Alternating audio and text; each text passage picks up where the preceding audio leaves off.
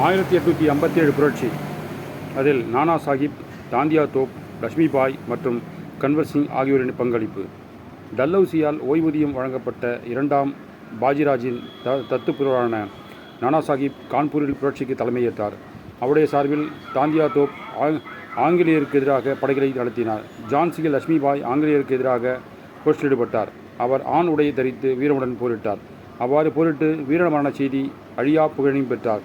குவாலியர் பகுதியிலிருந்து 20,000க்கும் மேற்பட்ட படைவீரர்கள் தாந்தியா தோப்பிற்கும் லட்சுமிபாயிற்கும் உதவியாக வந்து புரட்சியில் பங்கேற்றனர்.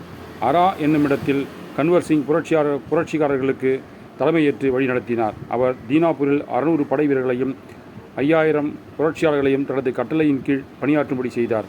அவர் ரேவா அரசினை கைப்பற்றி ஆங்கிலேயர்களை தென்பகுதிக்கு விரட்ட முயற்சித்தார். ஆனால் அவர் துரதிருஷ்டவசமாக அடிபட்டு 1858ஆம் ஆண்டு ஏப்ரல் 28ஆம் நாள் இறக்க நேரிட்டது. பரேலியில் புரட்சியை தலைமையேற்று நடத்திய பகத்கான் 1887ஆம் ஆண்டு ஜூலையில் டெல்லிக்குள் நுழைந்தார். அயோத்தியில் புரட்சியாளர்களை பேகம் ஆதரித்தார். ஆக வடஇந்தியாவில் ஒரு சில பகுதிகள் தவிர மற்ற அனைத்து பகுதிகளிலும் புரட்சியின் கடுமை அதிகமாக நிலவியது.